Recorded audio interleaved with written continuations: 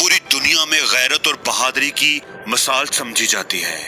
तारीख गवाह है कि ये ना तो किसी बादशाह से डरे और ना ही इन पर किसी जालिम हुक्मरान का खौफ तारी हुआ। दुनिया में अब तक कई बड़ी बड़ी अक़वाम ने मुतअद्दिद बार पठानों को ज़ेर करने की कोशिश की है, मगर सब के सब नाकाम रहे। और आधी दुनिया फतह करने वाले सिकंदर आज़म ने भी जब अफगानिस्तान में अपना कदम रखा तो पश्तूनों ने दुनिया की सबसे बड़ी और मुनज़्ज़म फौज को भी धूल चटा कर रख दी। और ये सिलसिला अमेरिका को अफगानिस्तान से भागने की सूरत में आज तक ऐसे ही जारी है। आखिर ये पठान कौन है और किस नस्ल से ताल्लुक़ रखते हैं, और रसूलुल्लाह सल्लल्लाहु अलैहि वसल्लम ने इन लोगों के लिए क्या दुआ फरमाई थी और इनके लिए क्या पेशीनगोई की थी। आज की इस वीडियो में हम आपके साथ दुनिया की बहादुर कौम के बारे में डिस्कस करेंगे, जिन्हें दुनिया पठान अफगान कहती है। दोस्तों, पठानों को अफगान इसलिए कहा जाता है कि अफगान हजरत सुलेमान अलैहिस्सलाम के एक बेटे का नाम था और उनको जन्नात की ज़बान काफ़ी पसंद थी। लिहाजा उन्होंने अपने वालिद सुलेमान अलैहिस्सलाम से कहा कि आप जन्नात को कहें कि मुझे अपनी ज़बान सिखाएं। हजरत सुलेमान अलैहिस्सलाम ने अपने बेटे की दरख्वास्त कबूल की और जन्नात को हुक्म दिया कि अफगान को अपनी ज़बान सिखाओ। आपने अक्सर देखा होगा कि अपने इलाके में लोग कहते हैं कि ये जो पश्तो है ये जिन्नों की ज़बान है। इसके पीछे लॉजिक भी यही है और बाद में यही ज़बान पख्तून के नाम से मशहूर हुई। पठान कौम की असलियत और कौमियत के बारे में जो रवायात हैं वो ये हैं कि पठान हजरत इब्राहीम अलैहिस्सलाम की औलाद में से हैं और हजरत इसहाक अलैहिस्सलाम की औलाद में से हैं। यानी ये लोग अपनी कौमियत के एतबार से बनी इसराइल से हैं।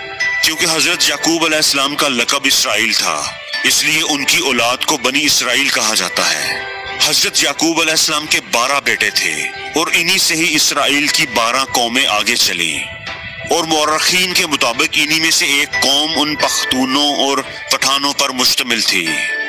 जब रसूलुल्लाह सल्लल्लाहु अलैहि वसल्लम ने दीन इस्लाम की तबलीग शुरू की, जब लोग जोक दर जोक इस्लाम कबूल करने लगे, तो उस वक़्त पठान कौम का एक सरदार जिसका नाम कैस अब्दुर रशीद था, वो भी हजरत खालिद बिन वलीद की दावत पर अपने पूरे खानदान और कई आदमियों के साथ रसूलुल्लाह सल्लल्लाहु अलैहि वसल्लम की खिदमत में हाजिर हुआ और आप सल्लल्लाहु अलैहि वसल्लम के हाथ पर बैत करके मुसलमान हो गया।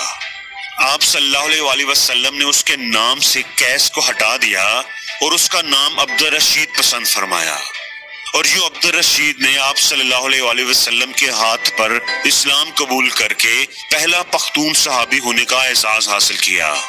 दोस्तों, याद रखें, आज दुनिया में पख्तून, पठान, अफगान वो वाहिद कौम है जिनमें इस्लाम के अलावा कोई दूसरा मजहब मौजूद नहीं। और अगर आप किसी पठान से पूछेंगे कि वो मुसलमान है या पख्तून, तो आपको जवाब देगा कि वो 5000 साल से पख्तून है और 1400 साल से मुसलमान है। अब्दुर रशीद ने अपने कबीले और अपने खानदान के साथ मुसलमान होकर बड़े जोशो खरोश से कफारे मक्का के खिलाफ होने वाली जंगों में भी हिस्सा लिया और अपनी जुर्रत और बहादुरी की वजह से बड़ी कामयाबियां हासिल की। कहा जाता है कि फतह खैबर और फतह मक्का में भी उनका बहुत अहम किरदार रहा था। उनकी जुर्रत और बहादुरी की वजह से रसूल पाक सल्लल्लाहु अलैहि वसल्लम की जुबान मुबारक से उनके लिए ये अल्फाज निकले, बतान। फिर आप सल्लल्लाहु अलैहि वसल्लम ने फरमाया कि अल्लाह इनकी औलाद को फरोग बख्शे और इनके कबीले की ताकत और मिकदार सबसे ज्यादा होगी।